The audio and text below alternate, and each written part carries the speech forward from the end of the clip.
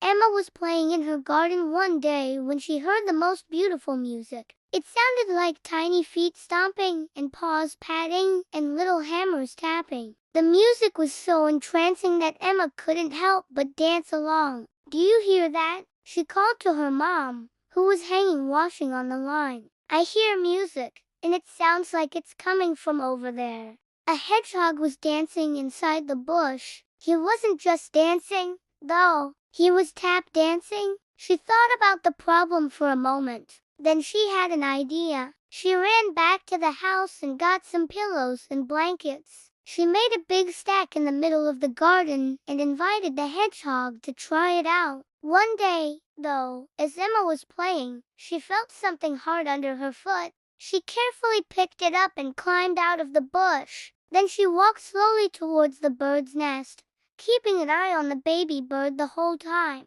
When she got close enough, she opened her mouth and gently nudged the bird inside. Then she backed away and watched as the mother bird fed and comforted her baby. She looked down and saw it was the lucky leaf. The leaf was no longer green, and as Emma skipped away, she heard the soft pitter-patter of tiny feet, the sweet sound of a little bird taking its first flight. It was as red as a cardinal's breast and just as bright. Emma knew what that meant. She raced to the bush where she'd met the dancing hedgehog, climbed inside and found a baby bird fallen out of its nest. He took a deep breath and looked at his feet. "Oh, dear," he said, "these shoes are dancing without me. I want to rest, but my shoes won't stop tapping." He sighed sadly and flopped down on the ground. He wrung family from around the bush and handed Emma a shiny leaf. "Here," he said, "this is a lucky leaf from our family tree. It will bring you good luck whenever you need it."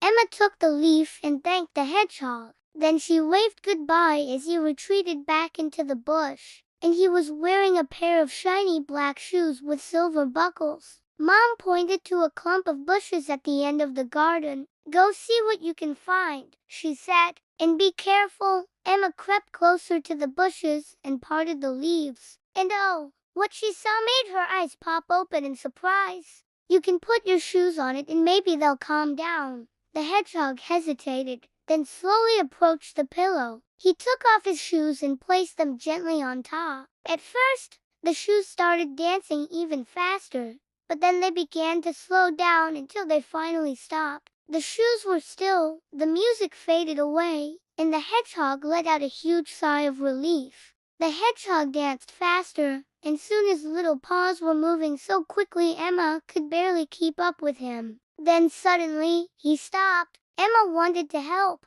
but how? "What's this?" he asked her suspiciously. Emma smiled and said, "It's a paw's pillow." "Thank you," he said to Emma. "I don't know what I would have done without you." Emma kept the lucky leaf and often played in the garden, waiting for the tap dancing shoes to appear again. But she never saw the hedgehog dancer again. The baby bird was chirping loudly, and Emma knew she had to help. Emma smiled. She knew that if the dancing hedgehog had not given her the lucky leaf, she would not have known to help the baby bird.